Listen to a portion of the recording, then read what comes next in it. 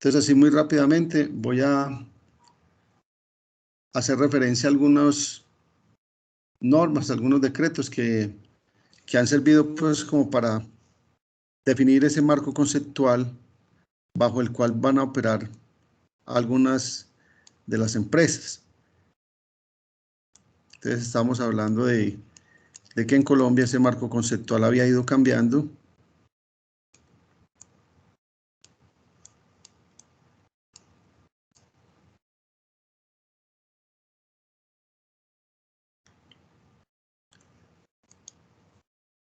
Ya alguien empezó a grabar la reunión, ¿cierto? Alguien que le dé, por favor, la opción de grabar. Y al final de la clase, detener grabación. Profe, ya la pusieron a grabar. Sí, bueno, ya sí, perfecto, gracias.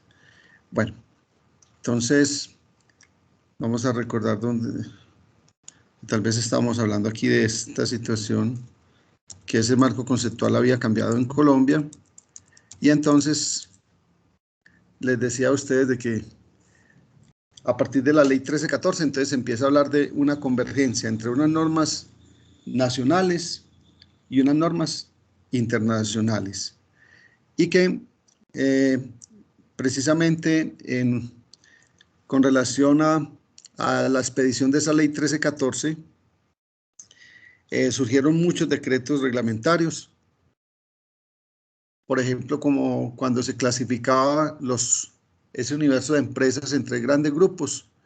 Con relación a esa clasificación de las empresas, se expidieron muchos decretos, los cuales fueron unificados, fueron recogidos en este decreto 2420 del año 2015, por eso se llamó Decreto Único Reglamentario.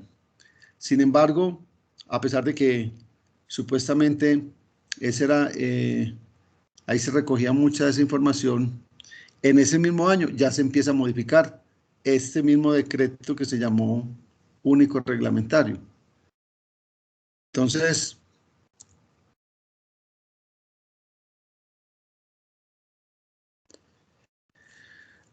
aparece el decreto 2496, donde se modifica ese decreto 2420 del año 2015, que ya sabemos cómo se llama, que nos habla de normas de contabilidad, de información financiera y de aseguramiento de la información. ¿Qué aparece entonces como adicional en este decreto 2496? Que ya se contempla una normatividad para regímenes especiales, como por ejemplo el del sector de la salud y el de la economía solidaria, o sea, esas cooperativas. En el año 2016 apareció un decreto del 2101 que tiene su importancia en la medida de que la construcción de las normas internacionales se hizo bajo el supuesto de que las empresas cumplían algo que se llama la hipótesis de negocio en marcha. Sin embargo, como no necesariamente todas las empresas van a seguir continuando hacia futuro, hay empresas que entran en una situación, digamos, de carácter insostenible. Nada menos ahora recientemente con el tema de la pandemia, desaparecieron muchos negocios. Por ejemplo, en cámaras de comercio deben de haber quedado registros de todas las empresas que se liquidaron, que finalmente desaparecieron.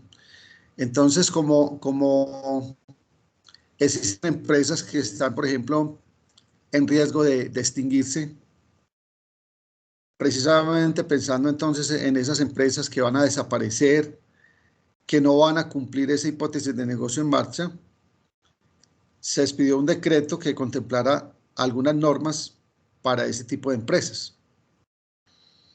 Y en el año 2016 también se expidió otro decreto que le hacía nuevas modificaciones de manera parcial al decreto único reglamentario, que ya decíamos que inclusive en diciembre del mismo año ya había empezado a modificarse con el decreto 2496. Bueno, esto es así pues como a grosso modo para darles una inducción a lo que es el marco conceptual de la contabilidad en Colombia. Aquí les vuelvo a recordar entonces, hay una ley 1314 del año 2009 que es importante. Después se expidió el decreto único reglamentario 2420 en el año 2015, que tenía como objetivo unificar todos esos decretos reglamentarios expedidos hasta la fecha. Después aparecía el decreto 2496 que ya modificaba al decreto único reglamentario, y por aquí aparece, bueno, ya mencionamos otros. Bueno, eso era pues como así, de una manera pues muy superficial, pero que tuvieran en cuenta que existe algo que se llama el marco conceptual para el manejo de la información contable. Entonces, el punto de partida en ese cambio así trascendental, donde ya en Colombia se empiezan a aplicar normas internacionales, es a partir de la expedición de la ley 1314. Sin embargo, habrá que decir que realmente esto se empieza a implementar después del 1 de enero del año 2015, donde solamente a diciembre 31 del año 2015 es donde se presentan por primera vez estados financieros comparativos. Entonces, algunas empresas, las que se llamaron empresas del Grupo 1 ya en el 2015, empezaron a presentar estados financieros de carácter comparativo. Entonces, en una de las definiciones de contabilidad, hablábamos, por ejemplo, de que la contabilidad debía de expresar cuál era ese entorno económico y social. Entonces, vamos a ver que una de las motivaciones para que en Colombia se tuvieran que implementar normas internacionales tenía que ver con ese cambio en el modelo económico. Entonces, una primera razón tiene que ver con esa globalización de la economía. Entonces, ¿por qué hay que aplicar normas internacionales?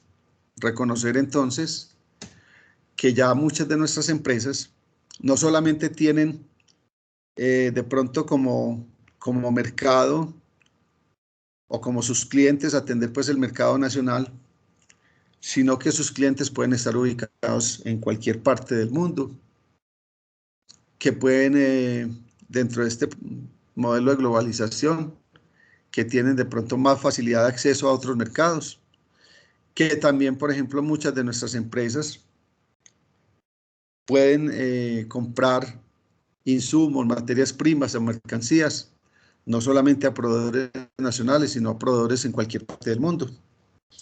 Entonces, digamos que es muy importante tener una información unificada, una información que cumpla con unos estándares internacionales, y por eso entonces encontramos una razón muy poderosa para implementar normas internacionales en Colombia.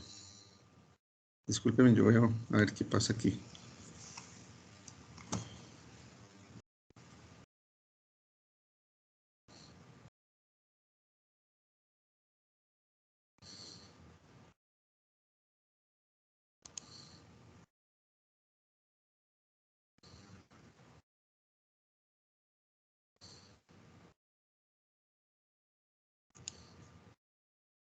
Entonces, primera razón.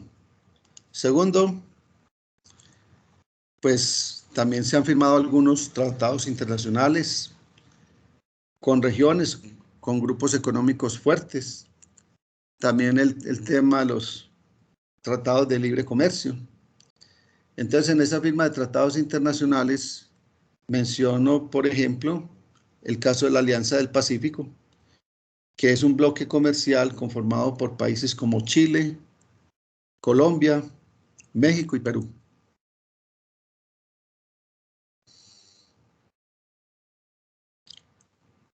En tercer lugar, consideramos el caso de los inversionistas, los cuales digamos que van a requerir una información que sea de carácter transparente, que sea unificada, que sea relevante para ellos y que sea preparada bajo un mismo marco conceptual. Entonces, una forma de atraer a esos inversionistas extranjeros es presentando la información bajo unos mismos estándares. Porque puede ocurrir que entre la forma como se manejaba la contabilidad en Colombia y estas normas internacionales de información financiera no fueran, digamos, compatibles al 100%. De pronto habrían algunas normas y principios que pueden ser comunes, pero de todas maneras podía haber cambios en la presentación de los estados financieros. La aplicación de algunos conceptos puede cambiar entre una norma y la otra. Entonces, por eso era muy importante pues definir unos estándares que fueran o un marco conceptual que fuera el mismo para todos los países. Cuarto, reconocer de que todos estos países están formalizando planes de competitividad precisamente para entrar en la globalización, y esto hace que requieran contar con esos sistemas de información que sean relevantes, que sean confiables y que estén preparados pues sobre bases uniformes.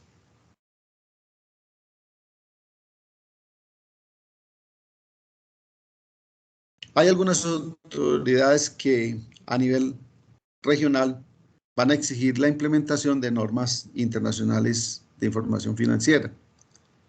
Entre esas autoridades mencionamos en primer lugar a la Presidencia de la República, porque recuerden que si bien es cierto que es en el Congreso donde se aprueban las leyes, es finalmente el presidente quien termina sancionando las leyes. Habíamos mencionado... Un momentico, por favor. Sí, claro. Listo, gracias. Bueno. Habíamos mencionado que, por ejemplo, en ese cambio en el marco conceptual se habían definido unos entes que iban a servir de reguladores, y mencionábamos el caso de dos ministerios. En primer lugar, el Ministerio de Comercio, Industria y Turismo y el Ministerio de Hacienda y Crédito Público.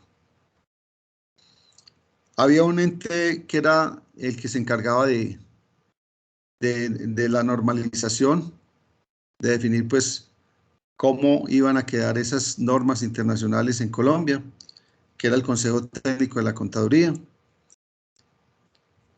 Hay una entidad que va a exigir el cumplimiento de estas normas internacionales, que es la Superintendencia de Sociedades.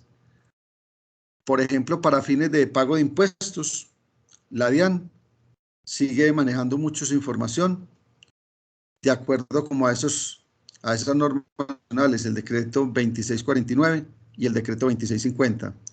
Pero la Superintendencia de Sociedades le va a exigir a algunas de estas empresas, las que quedaron clasificadas en grupo 1 y grupo 2, de que presenten sus estados financieros bajo estos estándares internacionales. Y también existen otras agremiaciones que pueden exigir el cumplimiento de esas normas internacionales. Está, por ejemplo, la Junta Central de Contadores y algunos gremios de contadores que exigen el cumplimiento de esas normas. Bueno, ¿cuáles pueden ser entonces objetivos de implementar esas normas internacionales de información financiera? En primer lugar, utilizar un mismo lenguaje, que sea un lenguaje de carácter universal, de manera que para todos los inversionistas la información que van a recibir cuando estén interesados en comprar empresas en otros países, pues que esa información sea clara, que sea fácil de entender. y que le genere confianza en sus decisiones de inversión. En segundo lugar, diríamos que se busca facilitar el acceso de las entidades a los mercados de capital, bien sea nacional o internacional. Entonces, cuando muchas de estas grandes empresas, que el capital está representado en acciones, o sea, empresas que sean emisoras de valores, quieren participar en alguna de esas bolsas, en la Bolsa de Valores de Colombia o en cualquier otra bolsa de valores en el mundo, entonces será muy importante que esta información esté de acuerdo pues con esos estándares internacionales, de manera que esto facilite pues el ingreso a este tipo de mercados. ¿Cuál puede ser otro objetivo muy importante? Atraer la inversión extranjera, porque la inversión extranjera tiene su aporte en términos de crecimiento económico, de creación de empleo, de mejorar la calidad de vida.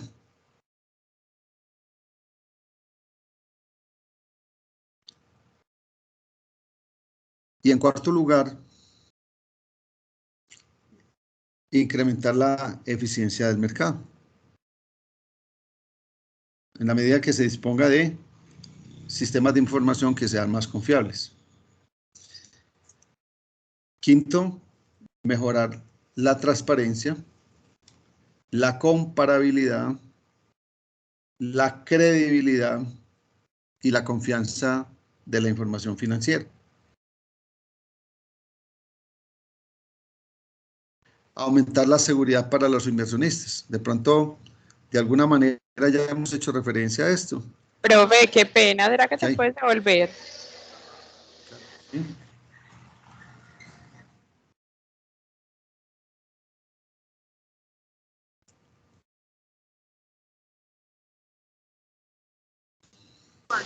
Gracias, profe. Listo, con gusto.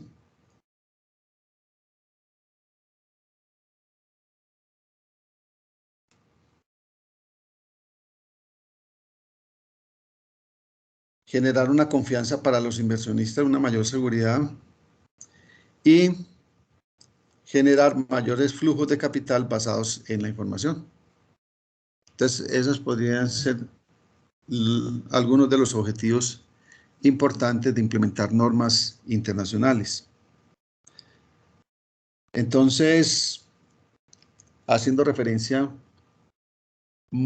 así de manera muy rápida a ese objetivo principal de las normas internacionales, dentro de ese nuevo marco conceptual, diríamos que el objetivo principal sería el de facilitar que todas las empresas que apliquen estas normas internacionales puedan emitir una información que sea de calidad, transparente y confiable. De manera que esto facilite la toma de decisiones de la organización, que conduzca a una mejor toma de decisiones. Ese sería el objetivo principal. Las normas internacionales buscan mostrar cuál es la realidad económica de la empresa. Entonces, por ahí hay una explicación que más adelante les puedo compartir con respecto a esos gastos de preoperación, que en la contabilidad bajo norma nacional se capitalizaban como un activo. Todos esos gastos de preoperación, como para diferir el valor de esos gastos de preoperación. Por ejemplo, si usted se gastó en investigación de mercados o en asesorías jurídicas para constituir la sociedad, si se gastó 40 millones de pesos para colocar una cifra cualquiera, y en todos los trámites pues, de formalizar su empresa, se gastó cualquier cantidad de dinero. Entonces, ¿qué permitía la norma nacional?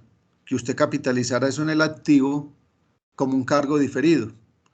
Y ese valor no, digamos, no llevarlo a un solo periodo, sino, como su nombre lo indica, diferirlo en el tiempo. Entonces, que usted pudiera diferir, por ejemplo, ese valor de gastos de preoperación, por ejemplo, en 5 años. De manera que cuando presentara el ejercicio contable en el primer periodo, no se reflejaran de pronto unas pérdidas como muy significativas. La norma internacional frente a eso dice, no, hay que presentar la realidad de la empresa.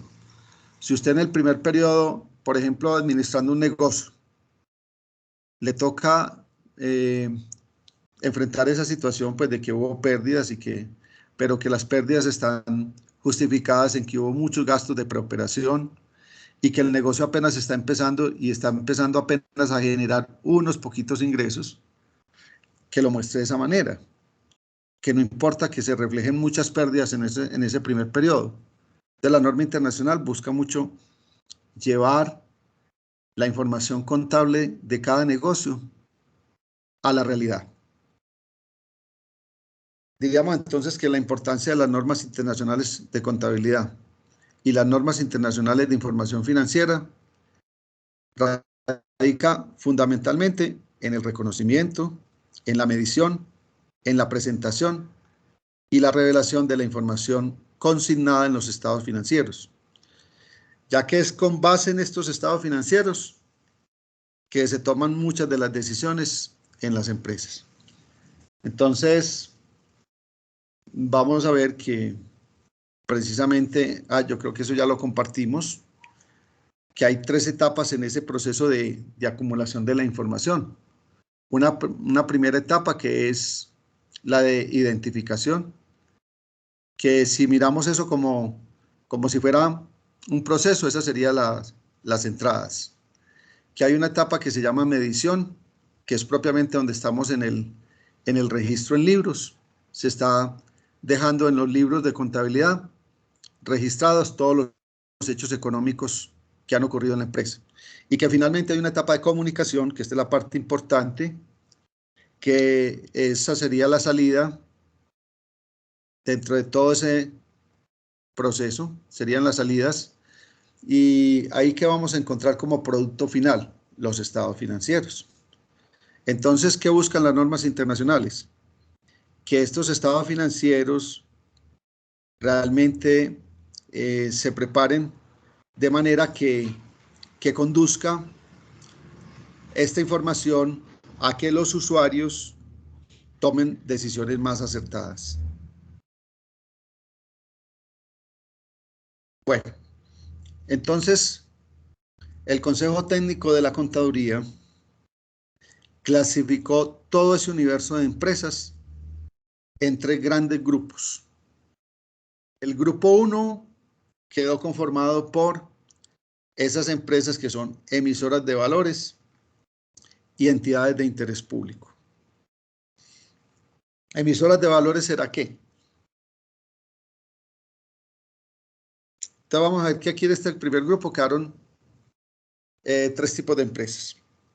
Emisoras de valores, entidades de interés público, y aquí en esta presentación me quedó faltando mencionar, pero lo vamos a ver más adelante, aquellas empresas que se consideran grandes con características de operación internacional. Entonces, miremos las 3 situaciones. Emisoras de valores, ¿son cuáles? Todas esas empresas que transan sus acciones en bolsa.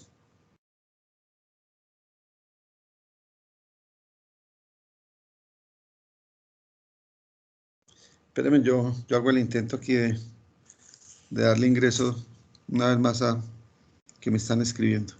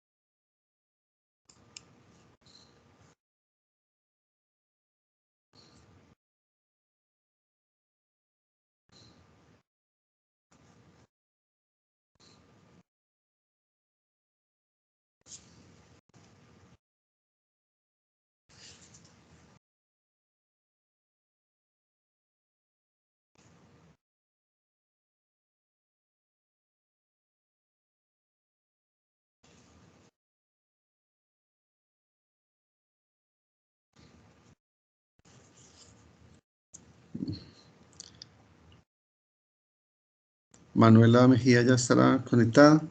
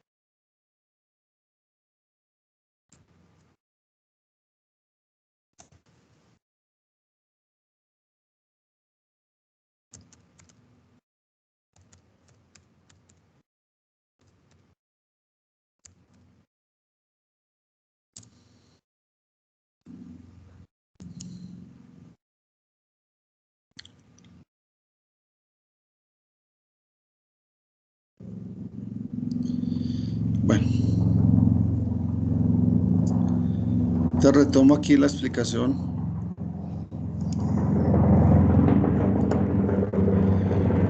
Bueno, entonces, decíamos que esas entidades de interés público, pero las emisoras de valores son esas grandes sociedades que hay en el país y que transan sus acciones en bolsa.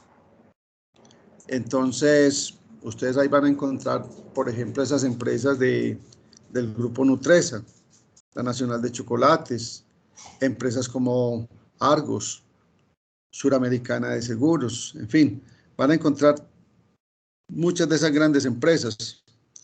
Ecopetrol, en cuanto a el porcentaje de la empresa que ya no está en manos del gobierno, sino del sector privado, que hace algunos años sacó acciones para vender en los mercados. Entonces, esas empresas se llaman emisoras de valores. Las entidades de interés público serán ¿cuáles?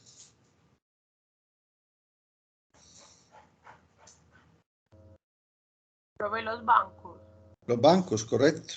Los bancos, esas entidades que captan dinero masivamente del público y colocan dinero masivamente en el público. Entonces, todos los bancos, las entidades financieras son entidades de interés público.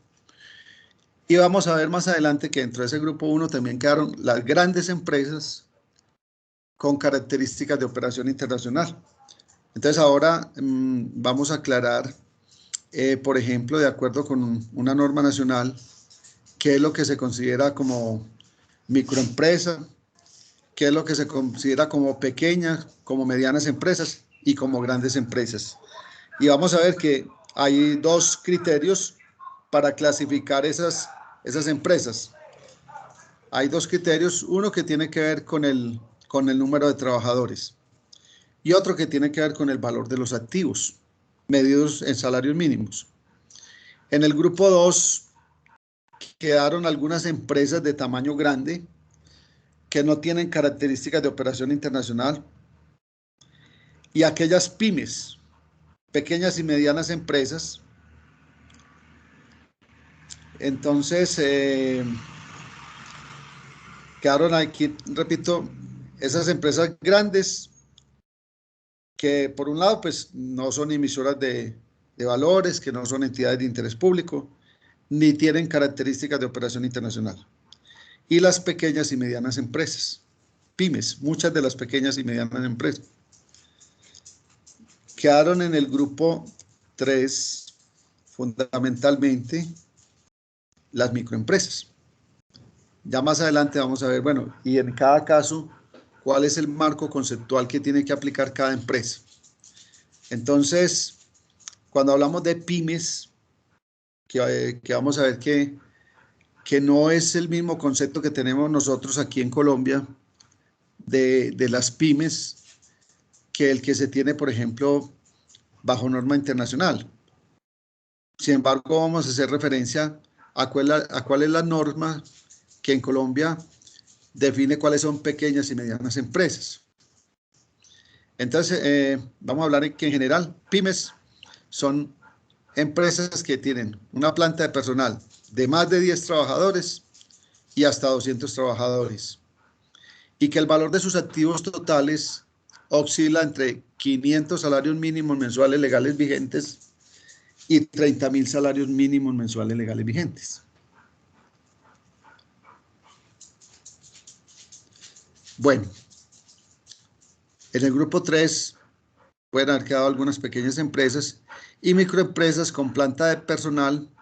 Cuando hablamos de una microempresa es porque, por ejemplo, el número de trabajadores no supera a los 10 y el valor de sus activos, excluida la vivienda, es por un valor inferior a 500 salarios mínimos mensuales legales vigentes.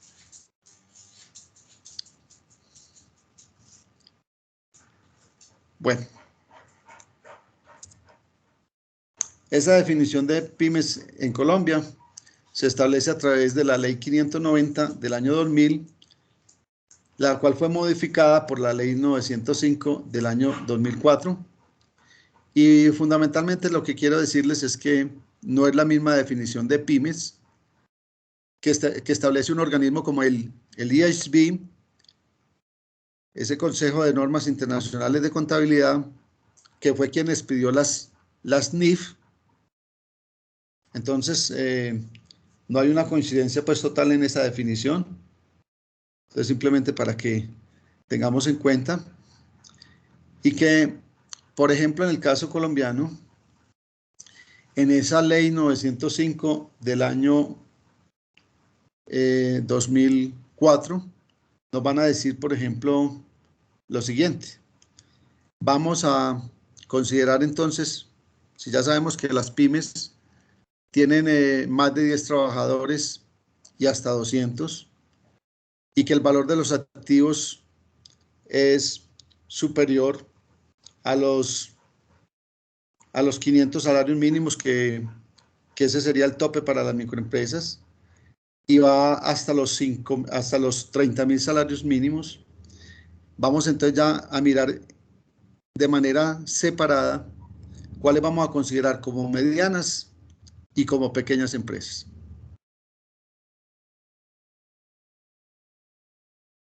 Entonces, en esta ley 905, las definiciones quedaron así. Mediana empresa, una planta de personal de más de 50 trabajadores y hasta 200. Profe, perdón. Profe, ¿podemos devolver un segundito la diapositiva, por favor? Sí.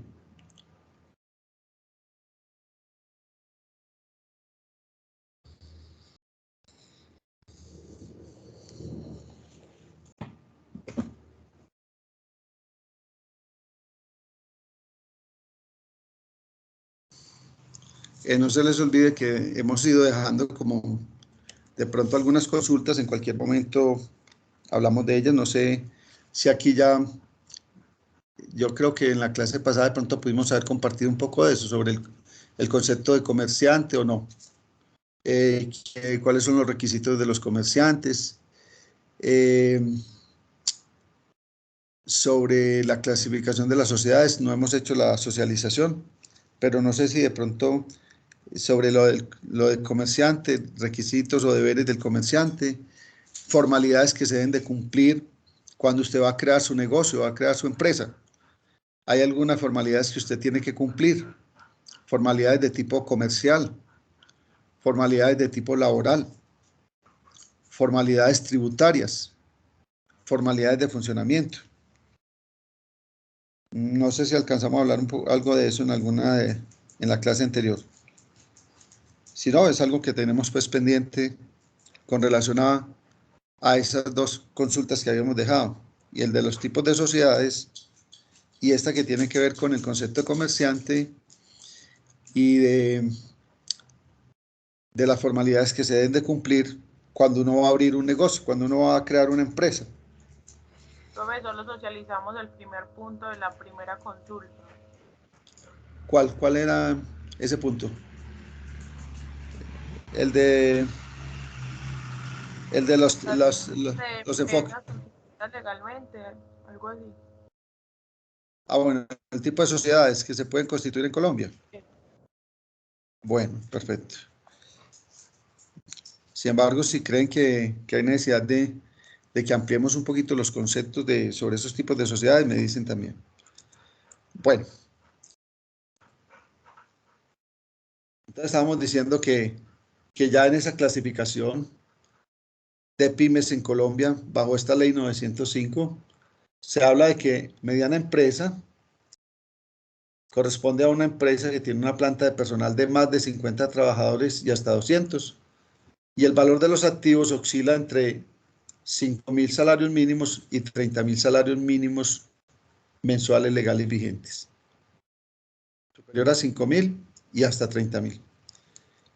La pequeña empresa, entonces, sería aquella que está con una planta de personal de más de 10 trabajadores y hasta 50, y el valor de los activos es superior a 500 salarios mínimos y hasta 5.000 salarios mínimos mensuales legales vigentes.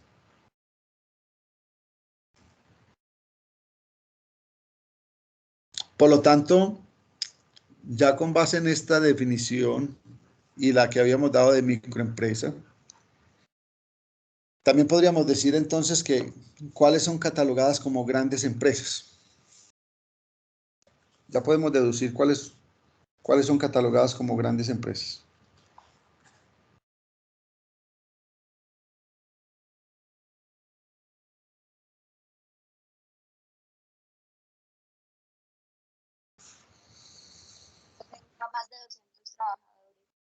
Más de 200 trabajadores y que el valor de sus activos, ¿qué?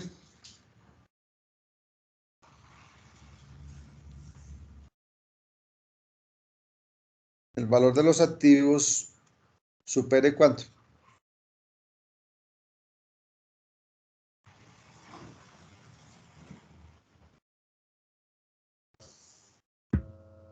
Los 30.000, profe. Los 30.000 salarios mínimos, correcto. Muy bien. Bueno. Entonces, aquí está pues el concepto de pymes bajo NIF, pero no me voy a detener en esto pues porque de pronto necesitamos es avanzar hacia otra información.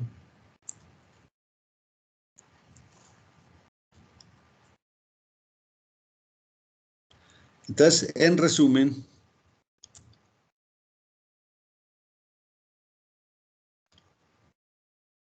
vamos entonces a mirar aquí en esta presentación cómo quedaron conformados los tres grupos de empresas, cuál es la norma que debe aplicar cada una de esas empresas.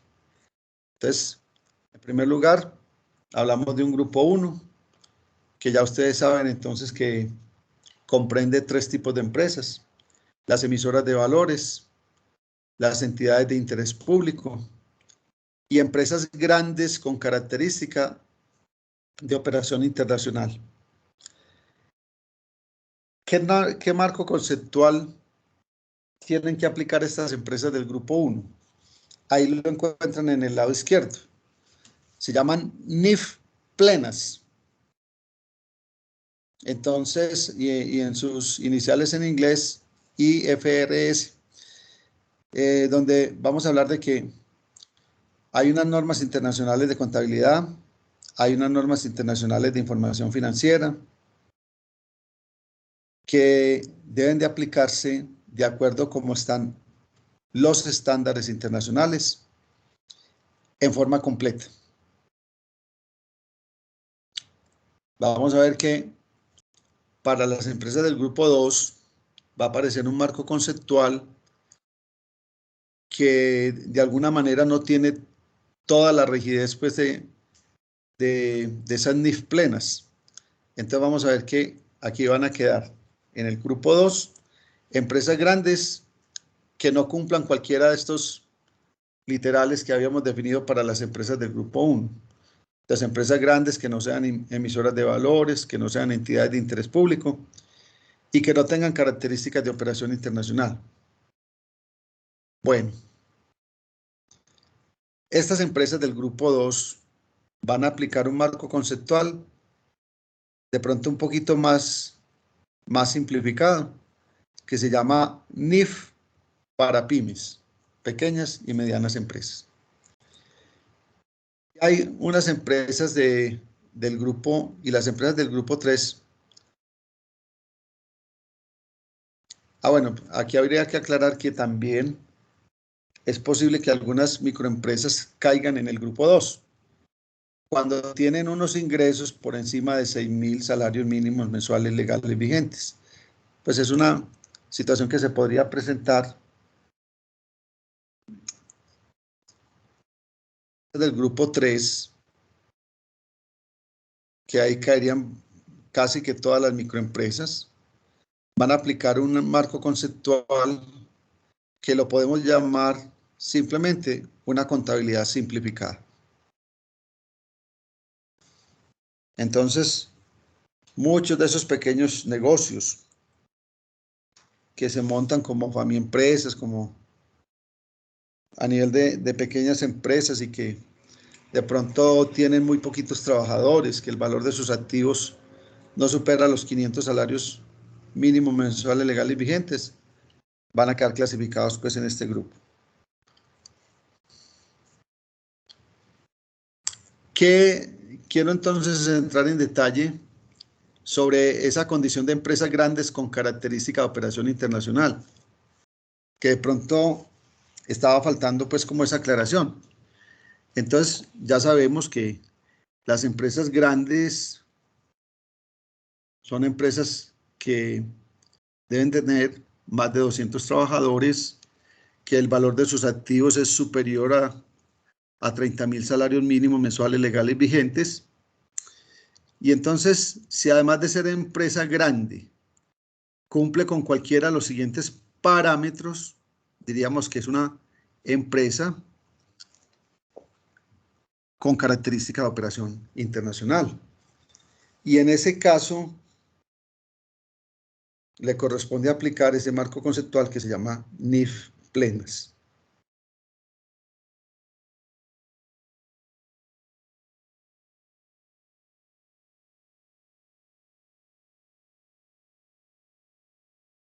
Bueno, ¿cuáles son esos parámetros? En primer lugar, ser subordinada o sucursal de una compañía extranjera que tenga la obligación de aplicar NIF plenas. Entonces, les coloco un caso cualquiera. Vamos a suponer que, bueno, ustedes saben que el principal propietario de las acciones de toda la cervecería en Colombia es una multinacional que se llama SADMiller. Entonces, si estas esas empresas que producen cerveza en Colombia son subordinadas o sucursales de SADMiller, entonces, si SADMiller en su país de origen debe aplicar NIF plenas, entonces aquí a todas las empresas cerveceras les corresponde aplicar ese marco conceptual. Entonces hablamos de empresas subordinadas o empresas dominadas por otra. Ser subordinada o la empresa principal, la empresa matriz de una compañía nacional que debe aplicar NIF plenas. Cojamos el ejemplo del Grupo Éxito. El Grupo Éxito comprende no solamente Almacenes Éxito, sino que comprende, por ejemplo, el caso de Pomona, Carulla Vivero, el caso de Surtimás. Entonces, si Si una empresa como Almacenes Éxito S.A. debe presentar estados financieros bajo normas internacionales plenas, entonces quiere decir que a todas las empresas del grupo, las que sean subordinadas, por ejemplo el caso de Surtimax y Pomona, Carulla Vivero, le corresponderá aplicar ese marco conceptual que se llama NIF plenas. Ser matriz, asociada o negocio conjunto de una o más entidades extranjeras que tengan que aplicar ese marco conceptual. Entonces, negocio conjunto, vamos a decir que se trata de un acuerdo entre empresas que van a desarrollar una actividad económica que estará bajo un control conjunto. Entonces, de pronto actividades económicas que en determinado momento, de manera independiente, sería difícil de llevar a cabo. Entonces, por ejemplo, a veces cuando hay esos megaproyectos, que ocurre muchas veces que esos megaproyectos son desarrollados por consorcios. Y en esos consorcios vamos a encontrar entonces empresas que cada una va a aportar de pronto como su fortaleza, su conocimiento en determinada operación, en determinado tipo de producción, de manera que puedan llevar a cabo pues, el objetivo de manera conjunta. Entonces, cuando se presenta esto, de que una empresa sea la empresa dominante, que sea una empresa que esté asociada o que sea un negocio conjunto con relación a otra empresa o a más empresas extranjeras que apliquen NIF plena, le corresponderá entonces acoger este mismo marco conceptual.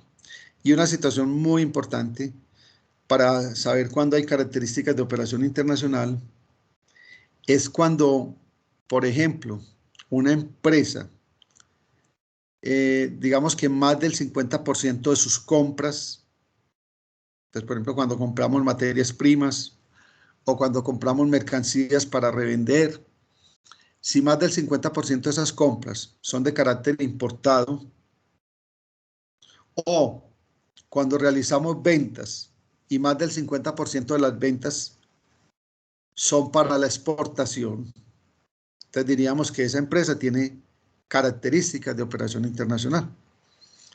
Entonces una empresa grande, aunque no sea emisora de valor o aunque no sea una entidad de interés público, si cumple cualquiera de estos parámetros, entonces deberá implementar este mismo marco conceptual que se llama NIF plenas. Bueno, vamos a hacer referencia entonces ahora. Yo quiero como que de pronto terminemos en la clase de hoy estos elementos así de esta teoría contable para que en la próxima clase podamos empezar a hablar de elementos del sistema de información contable o inclusive pues al final de la clase, siempre y cuando nos dé el tiempo. Pero ya cuando nos metamos a esos elementos del sistema de información contable y particularmente avancemos hacia el concepto de estados financieros, entonces ya vamos a poder empezar a manejar un poquito más esas herramientas informáticas, como el caso del Excel. Podemos empezar a hacer un trabajo más operativo, que les sirva a ustedes también en la vida del trabajo. Entonces, vamos a considerar ahora ese concepto de normas contables básicas. Hay que decir que también a nivel interno se han implementado unas normas y que durante mucho tiempo el ejercicio de la contabilidad en Colombia se dio bajo estas normas o principios de contabilidad generalmente aceptados. vamos a decir que son un conjunto de postulados, de conceptos y limitaciones que fundamentan y circunscriben la información contable, buscando que esta información contable goce de esas cualidades que habíamos mencionado en otra clase, es decir, que sea comprensible, que tenga utilidad y que sea comparable.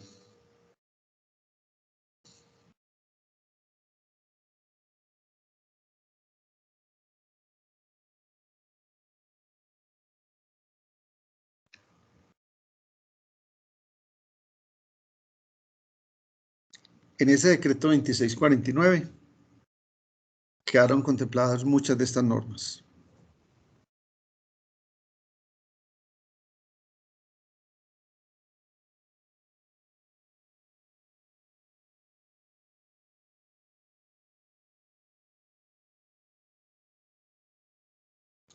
Entonces, cuando nos hablen de principios de contabilidad generalmente aceptados, y ustedes van a encontrar en algunas de las presentaciones que yo me refiero a ellos como con unas iniciales, PSGA. Entonces, los principios de contabilidad generalmente aceptados son un conjunto de reglas y de conceptos básicos, elementos que se deben de tener en cuenta cuando se va a registrar, cuando se va a informar contablemente sobre las actividades realizadas por personas que sean, bien sean naturales o jurídicas, para que la contabilidad cumpla sus objetivos. Aquí les recuerdo que cuando hablamos de las personas naturales, estábamos hablando de cualquier individuo de la especie humana que ya en el caso de las empresas, diríamos que en algunos casos, estas empresas que se van conformando pueden quedar registradas, bien sea como una persona natural o como una persona jurídica.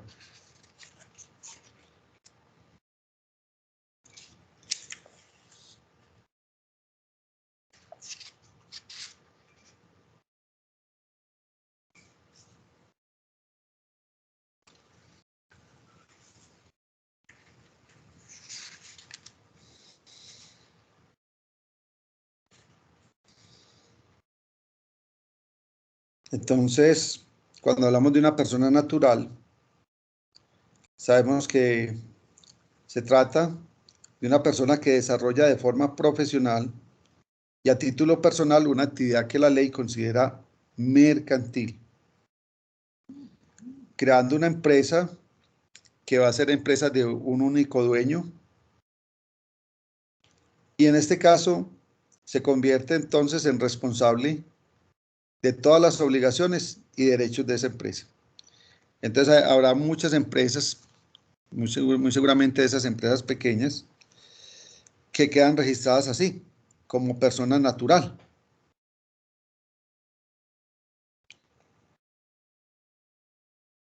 O también se conocen en algunos casos como empresas unipersonales.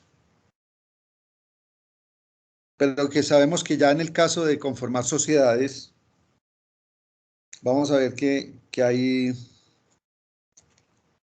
fundamentalmente ya se habla de una persona jurídica. Esas sociedades son entidades constituidas para ejercer una actividad mercantil y que están conformadas por dos o más personas que las vamos a llamar socios, que en algunas sociedades, como el capital social está representado en acciones, las vamos a llamar accionistas.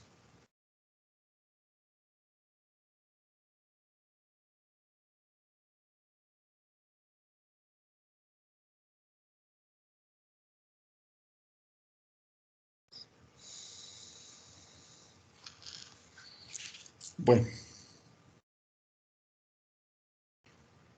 entonces quiero así de pronto traer aquí a la clase algunas de esas normas que han sido como importantes.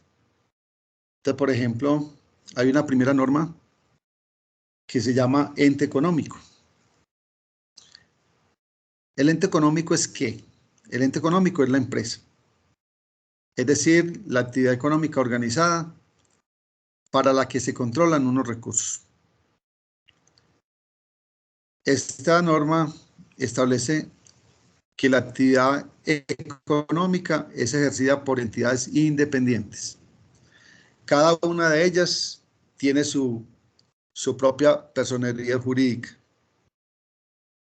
y que son independientes inclusive de sus mismos dueños. Entonces, a eso se refiere el ente económico. Entonces, ustedes encuentran que hay personas que participan como propietarios en diferentes empresas, pero hay que reconocer que cada una de ellas funciona como un ente económico independiente. Cada una de ellas debe registrar su información contable y financiera. Cada una de ellas debe presentar estados financieros. Inclusive, esto nos lleva a pensar de que no solamente hay independencia entre esos diferentes entes económicos, entre esas empresas, sino que la empresa también es independiente de sus mismos dueños. Bueno, de pronto no sé si se les ocurre algún ejemplo que pueda presentarse, algún ejemplo, digamos, de la vida real que se pueda presentar donde no se cumpla adecuadamente esta norma de ente económico. Donde no se tenga esa claridad que es que la empresa es independiente de los dueños y es independiente de otras empresas.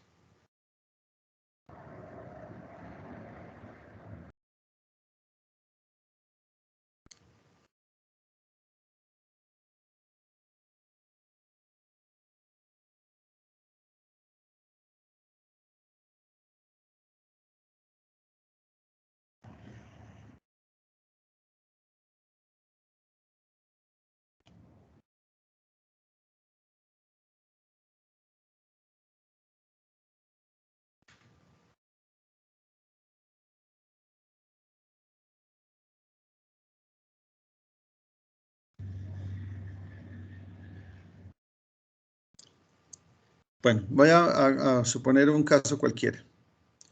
Un empresario del campo tiene una finca ganadera y vamos a suponer que tiene ahí ganado de doble propósito, ganado de carne, ganado de leche, y que de pronto va a solicitar a una entidad financiera que le abran unas cuentas para manejar su negocio, ese negocio de ganado doble propósito. Y vamos a suponer que esa entidad financiera le abrió una cuenta de ahorros, una cuenta corriente.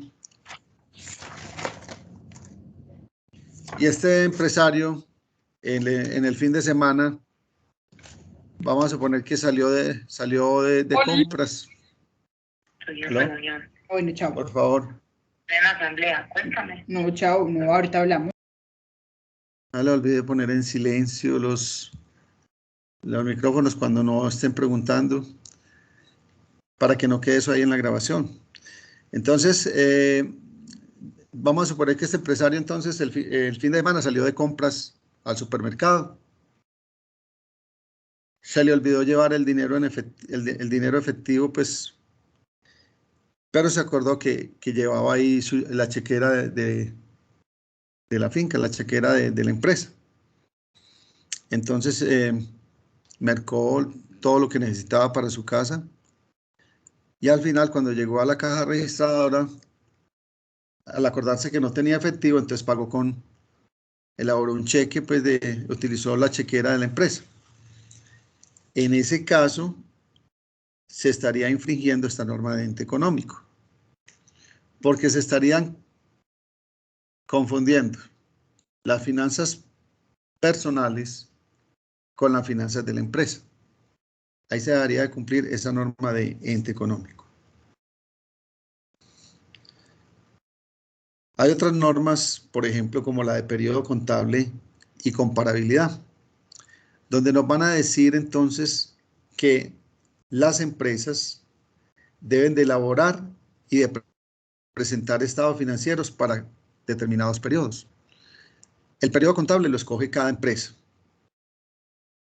Entonces, ese periodo puede ser mensual, puede ser trimestral, semestral, o en su defecto. ¿Qué dice la ley sobre el periodo contable? Que como mínimo una vez al año se deben de presentar estados financieros de propósito general.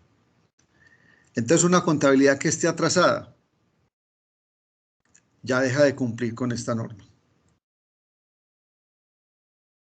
Entonces, en esas empresas que cumplen esa hipótesis de negocio en marcha, será importante medir, por ejemplo, cuál es el resultado de la gestión que están haciendo los administradores en cada periodo, para satisfacer entonces, por ejemplo, necesidades de información de tipo administrativo, de tipo legal, o relacionadas, por ejemplo, con pagos de impuestos, o bien sea para cumplir pues compromisos de carácter financiero. Entonces, una vez que cada empresa defina su periodo contable, se supone que con la misma frecuencia va a estar presentando estados financieros.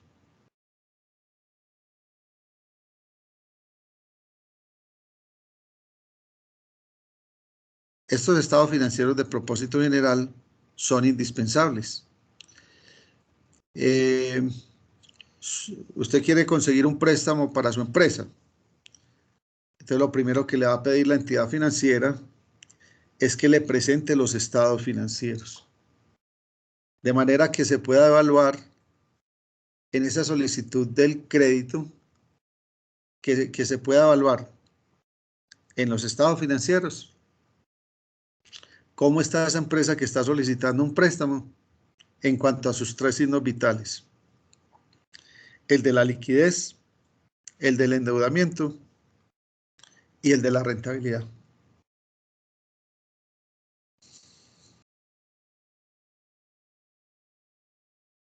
Bueno, hay otra norma importante que se llama equidad, y esa norma nos va a decir que el registro de los hechos económicos y la información sobre estos debe estar fundamentada en la igualdad. Es decir, no debe favorecer a ningún usuario en particular. ¿Con qué podemos relacionar esto? ¿Recuerdan cuando hablábamos de las cualidades de la información contable? Esta equidad tiene que ver con qué. Sí, claro.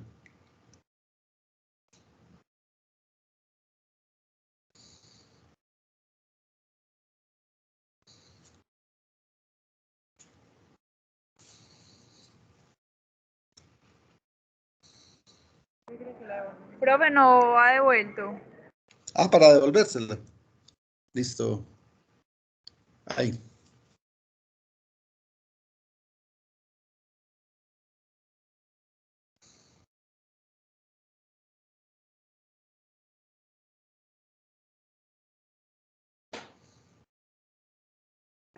Gracias, profe. Listo, con gusto. Entonces, no sé si recuerdan cuando hablábamos de las cualidades de la información contable, ¿con cuál de esos conceptos vamos a relacionar este principio de equidad?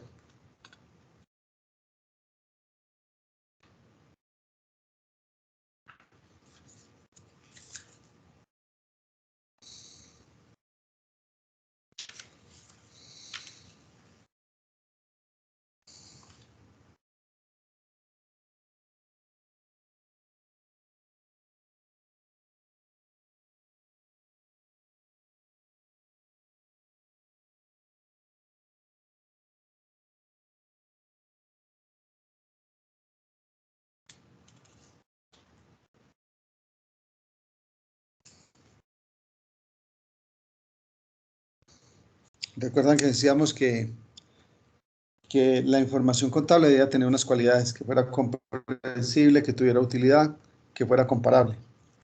Y cuando hablamos de la utilidad, decíamos que debía de ser pertinente y debería de ser confiable. Y cuando hablábamos de que la información debería de ser confiable, mencionábamos un asunto que tiene que ver con esto de la equidad, que esa información fuera preparada de manera que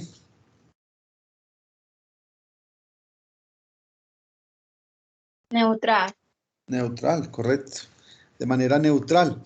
Y hablar de una información que sea preparada de manera neutral es que cuando se elabore no vaya a beneficiar en particular a alguno de los usuarios.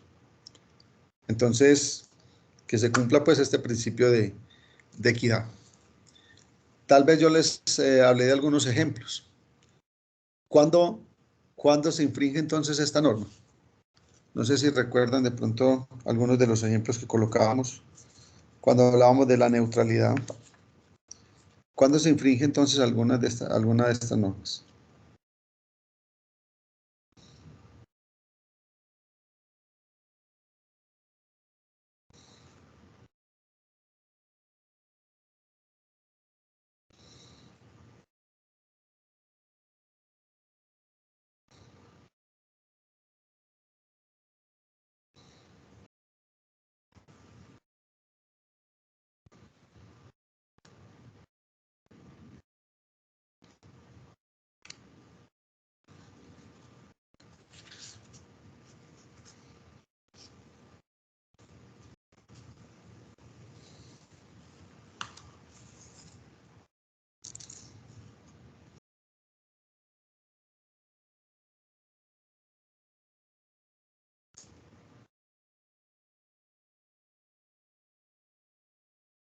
Profe, ¿me repite?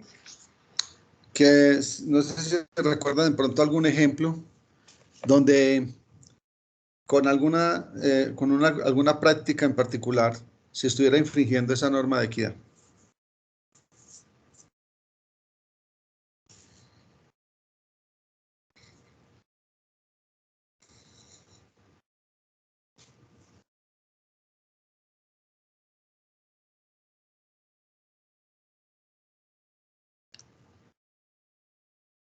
Por ejemplo, cuando se trata de ocultar información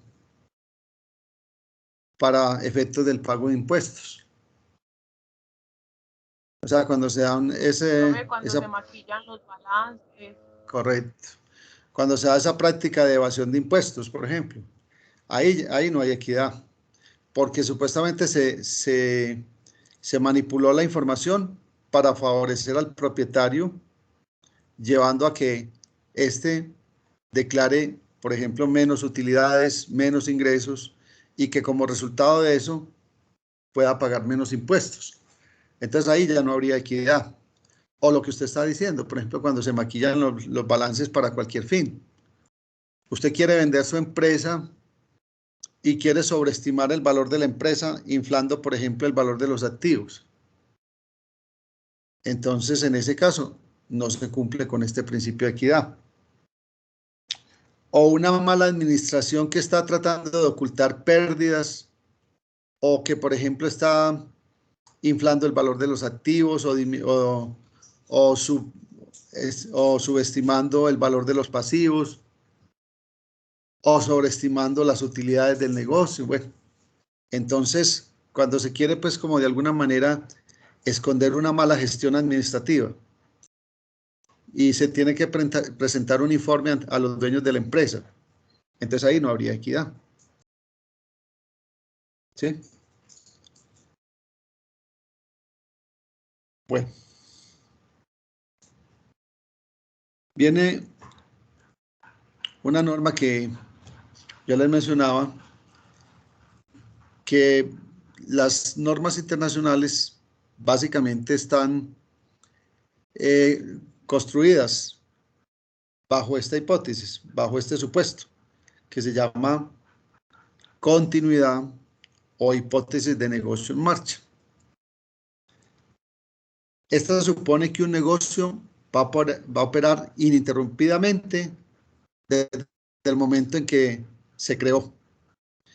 Que los dueños constituyeron ese negocio pensando en que va a tener una vida útil suficientemente larga como para que ellos puedan recuperar la inversión y que puedan generar utilidades. Entonces, bajo este contexto es que se diseñaron las normas internacionales, pensando en que los negocios van a tener continuidad.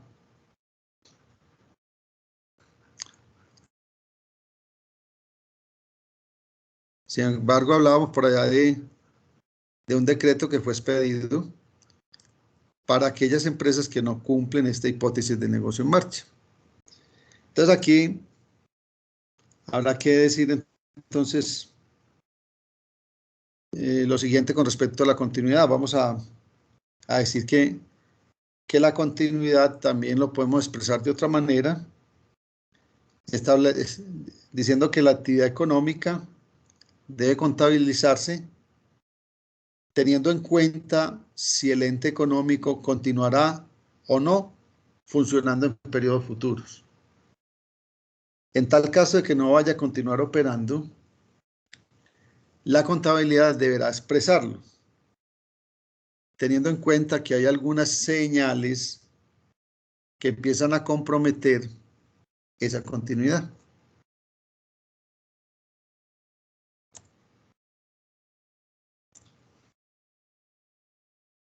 Entonces aquí quiero mencionar algunos de esos signos, de esas señales que nos empiezan a generar alertas en cuanto a que si no se emprenden algunas acciones, si no se corrigen algunos errores, si no se cambia una tendencia negativa, algunas de estas empresas pueden ver comprometida esa continuidad. Puede llegar a desaparecer. Entonces, ¿cuáles pueden ser algunos de estos signos negativos que empiezan entonces a poner en entredicho esta continuidad?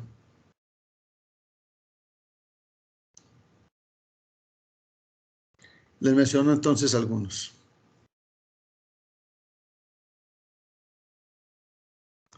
En primer lugar, flujos de efectivo negativos.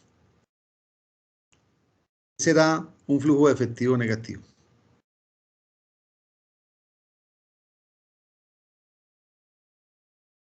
Una deuda, profe, tal vez. No. Flujos de efectivo negativo. Flujo de efectivo tiene que ver con qué. De pronto, pegándonos como ahí, como al pie de la letra. Flujos de efectivo. Pero una cosa más, de pronto más cercana. Cuando hablamos de flujos de efectivo negativos, ¿qué significará? Cuando ustedes les hablan de efectivo, ¿estamos hablando de qué? La plata. El dinero, correcto. El dinero. ¿Cuándo habrá para la empresa un flujo de efectivo negativo? Cuando es más que. Profe, cuando entra cuando entra y cuando sale, por ejemplo, en pagar facturas o así, ¿no? ¿Y será negativo cuando qué?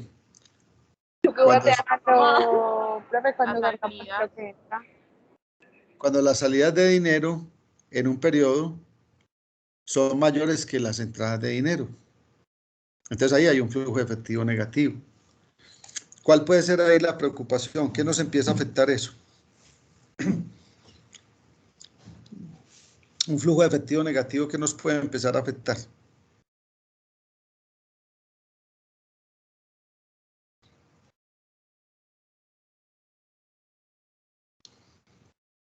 todo lo que se tiene que pagar o todo por lo que se tiene que responder al mes o al día. Bueno, y eso tiene, digamos que nos puede empezar a comprometer la operatividad del negocio y esa capacidad de pagar esas deudas de a corto plazo. Eso lo conocíamos con qué nombre. ¿Cuál es ese signo vital que se podría ver afectado cuando hay flujos de la liquidez? Entonces podemos empezar a tener problemas de liquidez cuando hayan flujos de efectivo negativos. Pérdidas recurrentes. Un negocio no puede perder.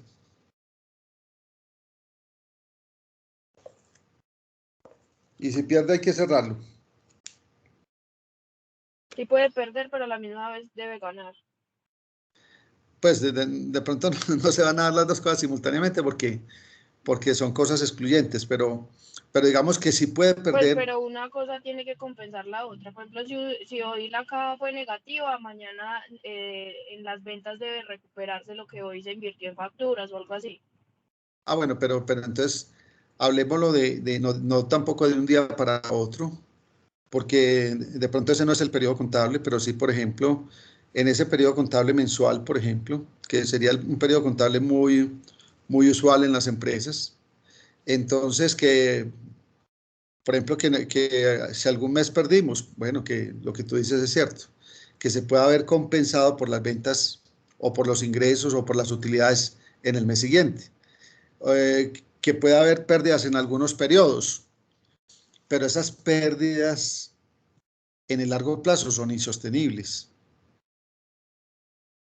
Aquí había pues una entidad de la salud que se llama Sabia Salud, donde tenían participación como propietarios el municipio de Medellín, el departamento de Antioquia.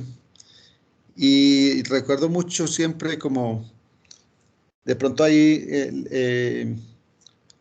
la posición del gobernador anterior, de Luis Pérez, donde él decía que esa era una entidad que estaba en cuidados intensivos y que era una entidad que se debía de liquidar porque era inviable, porque durante muchos periodos venía acumulando pérdidas. Entonces, esas pérdidas en el largo plazo son insostenibles. Eso puede llevar a que una empresa finalmente tenga que cerrar. Entonces, puede que se pierda algún mes o de pronto en algunos periodos, pero siempre y cuando exista de pronto como esa posibilidad de recuperarse, de que de pronto la empresa pueda llegar a un punto de equilibrio y que después pueda empezar a generar utilidades. Entonces, eso le ha pasado a muchas empresas, inclusive empresas grandes, empresas importantes. Cuando el año anterior, cuando empezaron a darse medidas restrictivas en los diferentes países y empezaron a cerrar. Entonces, mire que, por ejemplo, para muchos negocios, esto le trajo pues una acumulación de pérdidas importantes. Por ejemplo, las aerolíneas. Esas aerolíneas estaban en una situación financiera muy complicada, porque en la medida en que se cerraban los países, se cancelaban todos los vuelos, ¿no? Entonces no había posibilidad de que se realizaran vuelos entre países. Por lo tanto, se cayó fundamentalmente, por ejemplo, esa prestación de servicio, de ese servicio de transporte aéreo. Por lo tanto, muchas de estas aerolíneas se vieron fuertemente afectadas con una caída muy significativa, muy drástica de sus ingresos por ventas, pero sin embargo había costos y gastos que se mantenían. El hecho de tener aviones parqueados en cualquier aeropuerto, eso es costoso. El hecho de que usted tiene unos trabajadores que están vinculados y que seguramente no los va a poder despedir a todos. Entonces muchos de ellos van a seguir devengando salarios. Hay que seguirle reconociendo sus prestaciones sociales. Entonces hay situaciones que llevaron a que muchas empresas durante varios meses perdieran dinero. Si eso se hubiera mantenido de manera indefinida, que no pudieran entonces ofrecerse ese servicio de transporte aéreo porque había que evitar aglomeraciones o había que evitar el riesgo de estar llevando el virus de un lugar a otro. Entonces, si eso se hubiera mantenido, pues quién sabe si ya no, muchas de esas aerolíneas no hubieran desaparecido. Pero entonces, siempre existe pues como la posibilidad también de que a futuro haya una posibilidad de recuperación cuando se vuelva a reabrir la economía. Entonces, cada que se empezó a dar, por ejemplo, apertura en algunos sectores, entonces ahí empezó la recuperación. Entonces, si ya no íbamos a estar confinados, sino que se empezaron a abrir algunas actividades, la construcción, y entonces, para muchos de esos sectores que se empezó a reactivar la economía, entonces puede que esas pérdidas que hubieran acumulado durante varios meses empezaran pues a compensarse, como decía ahora la compañera, empezar a compensarse con algunas ganancias en periodos posteriores. Bueno, ¿qué más puede ser un signo negativo que afecte esa continuidad? Cuando hay deficiencias en capital de trabajo. Capital de trabajo es activo corriente menos pasivo corriente. ¿Cuándo vamos a hablar de que hay una deficiencia de capital de trabajo neto? Cuando ese capital de trabajo nos da cero, un valor muy cercano a cero, o nos da negativo. El activo corriente se refiere al efectivo, equivalentes al efectivo, cuentas que se puedan convertir en efectivo, que se puedan consumir o que se puedan vender en un periodo inferior o igual a un año. O sea, cuentas de activo que me van a favorecer de alguna manera la liquidez del negocio, que nos van a generar de pronto en muy corto plazo flujo de caja. Y en el pasivo corriente encontramos esas deudas exigibles en un periodo inferior a un año. Entonces, cuando hay deficiencias de capital de trabajo, es porque al calcular esa fórmula, activo corriente menos pasivo corriente, eso nos da o muy cercano a cero o nos da ya negativo. Esto afecta ese signo de la liquidez.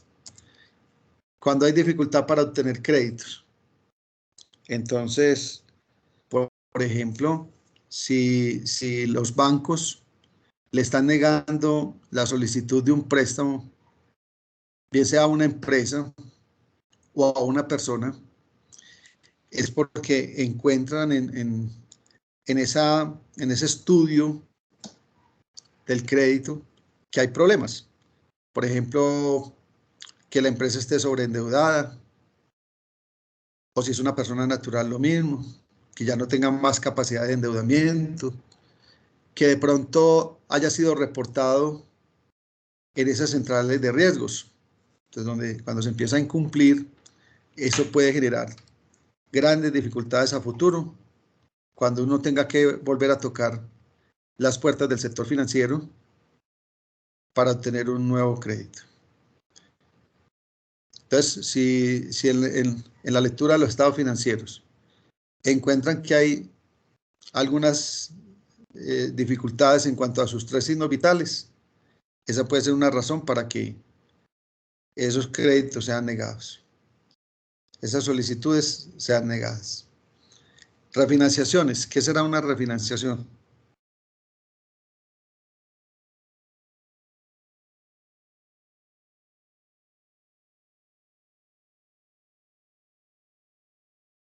Es un crédito que estaba pactado a un tiempo y a un dinero se extiende más el tiempo de pago, algo así. Bueno, sí, muy bien. Eso puede ser, por ejemplo, una situación de una refinanciación. Cuando se va a negociar con la entidad financiera que cambien las condiciones iniciales. Entonces, por ejemplo, que si teníamos 10 años para pagar una deuda y vemos que la cuota está muy alta, se puede ir a tratar de negociar, bueno, qué posibilidad hay de diferir esa deuda a un plazo mayor, a 15 o a 20 años. Esto es una refinanciación. O cuando se se trata de acceder a beneficios, por ejemplo, como de una tasa de interés más baja, en fin. Entonces, esa es una alternativa que tienen las personas y las empresas, inclusive hasta los países. Por ejemplo, en el tema de la deuda externa, que es una preocupación para muchos países en el mundo, con relación a esa deuda externa se puede solicitar una refinanciación a nivel macroeconómico. En Colombia nunca hemos querido pues como recurrir a esa figura de la refinanciación, porque es que una refinanciación también está emitiendo unas señales. Por ejemplo, en el caso de un país que va a solicitar una refinanciación, eso sería como comunicarle a la comunidad financiera internacional que la economía colombiana está mal. Entonces, por eso, en las decisiones de nuestros dirigentes, casi siempre está la de aparecer ante la comunidad financiera internacional como un buen pagador. Entonces, no se ha recurrido, por ejemplo, a esa refinanciación. Cuando usted va a un banco a refinanciar, usted le está transmitiendo una señal, que es que usted tiene dificultades de pago. En el caso de que haya incumplimiento de obligaciones, entonces llegaron los proveedores a cobrar facturas y el dueño de la empresa escondiéndose o diciéndole que vuelva el lunes o que vuelva otro día. Entonces, eso es una señal de que hay falta de liquidez, porque existen unos plazos para pagar facturas. Cuando usted empieza a quedar mal, entonces puede llegar un momento en que el proveedor diga, bueno, listo, no le despacho más entonces, porque usted no paga las facturas en el plazo que se pactó. Venta de los principales activos. Esto puede ser una señal de descapitalización de una empresa. Una empresa de transporte que está vendiendo sus vehículos y que no haya reposición de los mismos. Eso puede implicar que la empresa se está descapitalizando. En una de las épocas de crisis de Coltejera hace ya algunos años, se fueron viendo casi que despoblados unos salones grandísimos donde cabían muchos telares y de pronto se fue viendo así como eso despoblado completamente. Entonces, ¿cuál era la razón? La empresa se estaba descapitalizando. Muy rápidamente, aquí puede que haya algunos que ya los habíamos dicho, pérdidas significativas en los últimos años, eso de pérdidas recurrentes, flujos de caja negativos en los últimos años, indicadores financieros negativos. Entonces, por ejemplo, rentabilidades muy bajas o nulas o inclusive casos de pérdidas o un endeudamiento desmesurado en la empresa. Cuando hay demandas en contra de una empresa que amenazan su continuidad. Miren el caso que le está tocando enfrentar a Nacional con relación pues al caso de Fernando Uribe por parte del Cortuluá. Es una demanda que lo tiene ahí como en jaque, porque supuestamente no va a poder inscribir jugadores hasta que no pague esa deuda. Estamos hablando de 5 millones de dólares más intereses, que en este momento puede estar por encima ya de 7 millones de dólares, la deuda total. Y existe un problema jurídico muy grande. Nacional dice que no debe ese dinero porque nunca se realizó la venta. Cortuluá sostiene que se firmó un contrato con Nacional, un convenio, que el jugador no se podía vender por menos de $10,000. Entonces, ahí están enfrascados en esa pelea y entrar a pagar una deuda de esa magnitud, eso tambalea las finanzas de cualquier empresa. Factores económicos adversos que afectan los resultados de manera importante. Entonces, ustedes ven, por ejemplo, lo que pasó con la pandemia o lo que pasó más recientemente con las marchas y los bloqueos de las carreteras. Esos factores económicos o esos factores que se presentaron de orden público, mire que de alguna manera afectaron las ventas de muchos negocios que perdieron cantidad de dinero porque sus productos no podían llegar a los centros de consumo. Por ejemplo, los productores en el campo se vieron afectados fuertemente bien sea por el cierre el bloqueo en las carreteras, como también durante mucho tiempo estuvieron afectados por los confinamientos, por el cierre de la actividad económica. Cambios en leyes y regulaciones que afectan la continuidad de la compañía. Entonces, por ejemplo, negocios que habían estado dedicados a la explotación minera, resulta que ya dentro de la legislación ambiental de muchos municipios puede haber quedado prohibida esa minería ilegal. Y entonces eso afecta la continuidad de esos negocios. Puede que algunos tengan que desaparecer. El caso, por ejemplo, de la pólvora. También, ustedes recuerdan que La Estrella era un gran distribuidor de pólvora, por ejemplo, para las Navidades. Y es muy probable que más recientemente se haya entrado a controlar esa venta de pólvora, por todos los riesgos, por el peligro de las quemaduras en los niños o en personas adultas. Disminución del capital por debajo de niveles aceptados. Entonces, en la consulta que ustedes hicieron de las sociedades, van a encontrar que uno de los factores por los cuales se puede disolver una sociedad es porque ese capital haya disminuido por debajo de determinado nivel. Mora en el pago de pasivos y o dividendos. Entonces, cuando quedamos mal en el pago de las deudas, o cuando le quedamos mal a los dueños, suponiendo que le fuéramos a distribuir utilidades, pero que no, finalmente no se las pagamos. Eso está mostrando que hay dificultades de carácter financiero. Y el último que quiero mencionarles, escasez de insumos claves. Entonces, como ocurrió en Venezuela, por ejemplo, para los periódicos, que en determinado momento se fueron viendo sin papel con qué seguir trabajando. Entonces, por lo menos en esa forma de presentación de la información de manera escrita y a través de medios físicos, era imposible seguir operando bajo esa escasez que tenían de papel. Podrían seguir operando bajo medios digitales, pero no en su presentación física. Listo, muchachos, eso era lo que quería compartirles en la clase de hoy. Les agradezco mucho que hayan estado en la clase. Por favor, quien le dio iniciar grabación, vamos a detener grabación. Y nos hablamos entonces en la clase del jueves. Voy a tratar de avanzar el jueves ya hacia elementos